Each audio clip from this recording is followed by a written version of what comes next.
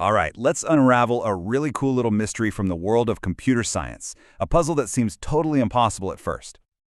Okay, so take a look at this. This is about as simple as a program can get, right? All it's supposed to do is print the word goodbye to the screen. That's it. One job. Just once. Seems simple enough. But then we run it and, wait a minute, something really weird happens. It prints goodbye twice. Huh, how on earth is that possible? I mean, this should be impossible. The code literally says to print it once. So what's going on here? How do we get two goodbyes out of one? All right, let's dig in and figure this out. So, to crack this case, we first have to get a really important distinction straight. You've got a program, think of that as the recipe, the blueprint, just the text you've written, and then you have a process. That's the recipe being cooked, a living, breathing instance of your program that's actually running. And the secret, the culprit behind our mystery, is one incredibly powerful and kind of mischievous little function. It's called fork. And what forking does is it tells a running process to create a perfect atom-for-atom clone of itself. And this right here is the moment the magic happens. You have one single line of execution, and then, bam, it splits in two. One process instantly becomes two identical twins. And here's the crazy part. Both of them just keep running from the exact same spot, right after that fork was called. So this creates, well, a bit of an identity crisis, right?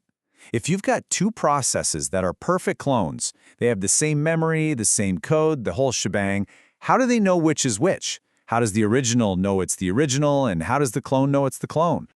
Well, the operating system has a really clever trick up its sleeve. You see, even though the fork function is only called once in the code, it actually returns twice, once in the original process and once in the new clone. And here's how they solve that identity crisis. The original process, which we call the parent, gets a number back. That number is the unique ID, the process ID or PID of its new child. But the clone, the child process, gets back a 0. That's it. That one tiny difference is how they can tell themselves apart. Okay, so problem solved, right? Well, not exactly. This cloning business introduces a whole new problem, chaos. Or more technically, non-determinism. We have absolutely no way to predict which process will run first. The operating system's scheduler might give the parent a turn, or it might let the child go first. It's a total toss-up. And what that means is you can run the exact same program over and over and get different results each time. One time the parent prints first. The next time maybe the child does. The order is completely, utterly unpredictable. So, a question probably just popped into your head, right? Isn't cloning an entire running program, incredibly slow and wasteful? I mean, that sounds like a lot of work. And you'd be absolutely right. It would be if that's what was actually happening. But the OS has another beautiful trick called Copy on Write, or COW. It's super clever. Instead of actually copying all that memory right away, the OS basically just, well, it cheats. It lets the parent and child share the exact same physical memory. They only make a real copy of a piece of memory at the very last second, right when one of them tries to write to it or change it. And when I say this cloning is thorough, I mean it is thorough. It copies everything. To give you an idea of how deep this goes, let's look at this example. Here's a program that sets up a random number generator before it calls fork. So what do you think happens? Well, because the clone is a perfect mirror image, even the secret internal state of that random number generator gets duplicated. And the result is kind of mind-blowing.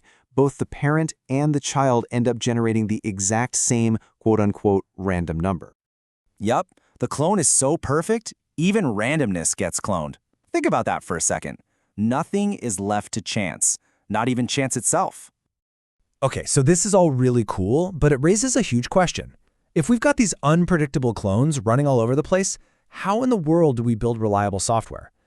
We need some way to coordinate them, to bring a little bit of order back to this beautiful chaos. And there is a way. The answer is another function called waitpid. It's really simple. It lets a parent process basically say, hey, I'm going to hit pause right here and just wait patiently until my child process is completely finished with its job. So, by putting WaitPit into our code, we can finally tame that unpredictability. We can now guarantee that the child process runs and finishes its work first, and only then, when the child is done, does the parent wake up and continue. We get a predictable order every single time. Now I know what you might be thinking. This all seems like a super technical, kind of niche detail. But here's the thing. This fork mechanism, it's not just some weird curiosity. It is one of the absolute, fundamental building blocks of pretty much all modern computing. Seriously, it's everywhere. You type a command into your terminal, your shell forks a new process to run it. You visit a busy website, that web server is forking like crazy to handle all the connections. Even when you just boot up your computer, the operating system uses fork to start all the essential services. It's happening constantly, invisibly, all around you. This is basically the invisible engine that makes multitasking possible. And it kind of makes you wonder, doesn't it? What other amazing invisible clones and elegant tricks like Fork are running right now on your machine, powering the entire digital world we take for granted every day?